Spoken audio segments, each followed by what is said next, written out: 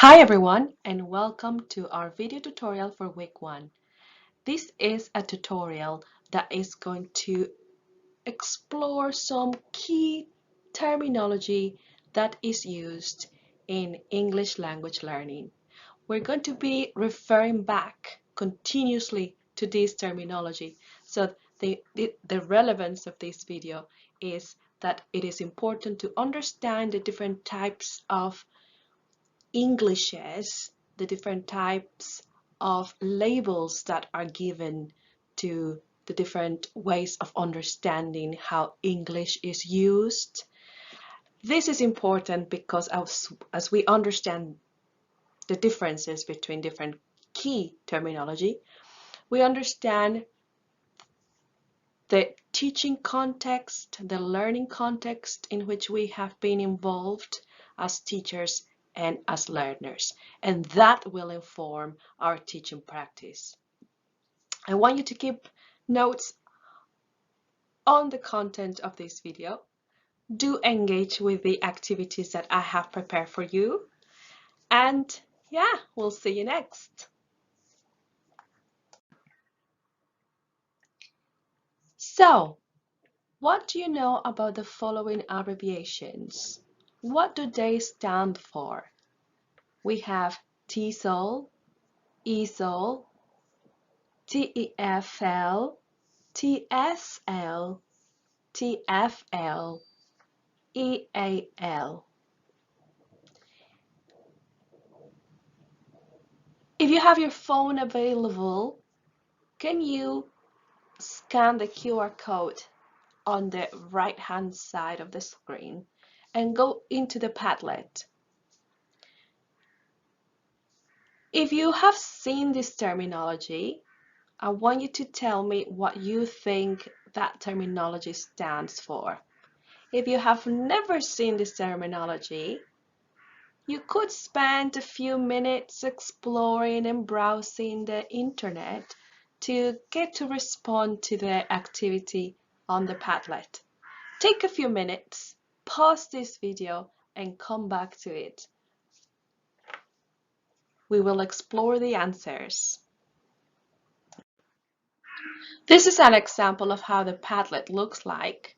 So I want you to click on the plus symbol and add the abbreviation for each one of these labels. So you'll be able to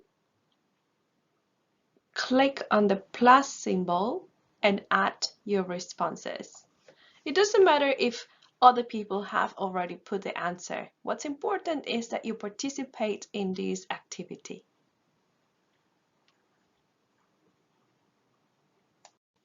All right, let's check the terminology. You're familiar with TESOL as you're doing an MA TESOL program, or alternatively, you're doing the TESOL pathway in the International Education Program. So you probably know that TESOL stands for Teaching English to Speakers of Other Languages. Now, ESOL refers to learning English as a new resident in an English-speaking country, and it stands for English for Speakers of Other Languages. So imagine that you come to the UK, but you do not know any English. And you'll be learning it as you live and work and go to university in the country. Now, let's have a look at TEFL.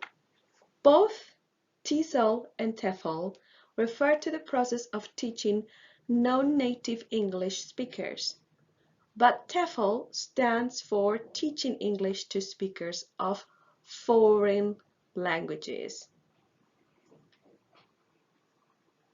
We can understand here that TEFL is taught to those speakers of foreign languages that are not necessarily living in an English-speaking country. They might be just in their own country learning English as a foreign language. but they do not need it for, their daily lives. Let's have a look at the next slide and see what else can we check in this terminology. Now let's have a look at EFL. This stands for English as a Foreign Language, and it refers to learning and using English as an additional language in a non-English speaking country. This makes reference to what we were saying before. Now, I want you to focus your attention on the following two key terms, EAL and ESL. We use EAL in the UK and ESL is used a lot in America, but they both mean the same. They have the same meaning. This refers to learners who speak a language other than English as their first language, and they need additional support to develop a proficiency in English as they are living in an English-speaking country. EAL learners or ESL learners can come from diverse and multilingual backgrounds. In his work of 1985-1986, Kasher classified Englishes using the now famous three circles model. They were concentric circles and he called them inner, outer, and expanding circles. The inner circle included countries in which English was traditionally the first language of the majority of the speakers. These countries included Great Britain, United States, Australia, Canada, for example. The outer circle included countries in which English played an official or institutional role and were typically post-colonial nations. For instance, Nigeria, Kenya, India, Singapore, the Philippines, Hong Kong, and so on. Now, those in the expanding circle included countries in which English was generally used only as a foreign language, and it did not play an institutional or official role. So we can talk about Brazil, Russia, Turkey, Mexico, China, Japan.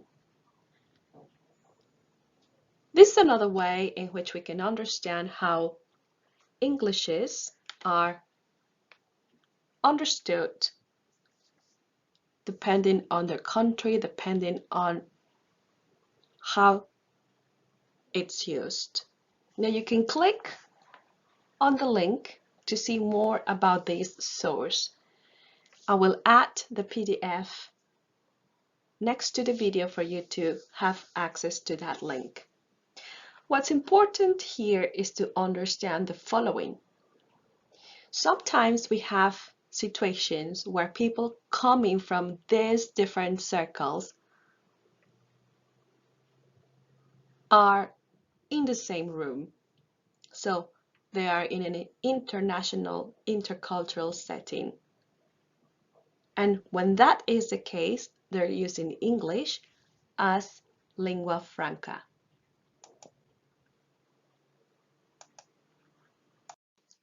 English as lingua franca emerges, as I was saying earlier, when we have a situation where people from different countries are in the same room and they're using English because it's the shared and more often the only option they have to communicate between each other. So that's another key term to keep in mind. you will potentially be using English as lingua franca as you engage in your international studies in the UK.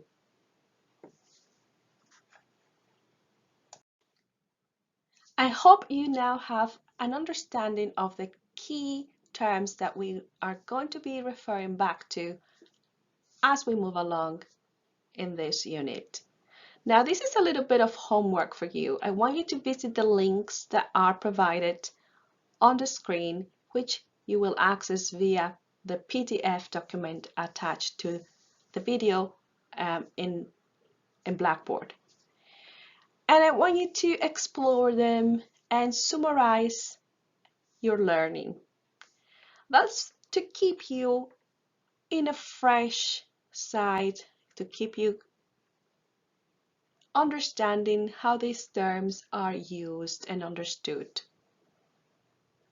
I want you to tell me what you learned from your exploration in this video. You can use our space in Teams to initiate a discussion on this topic. That's it for today, and I'll see you next in our following video next week. Bye bye.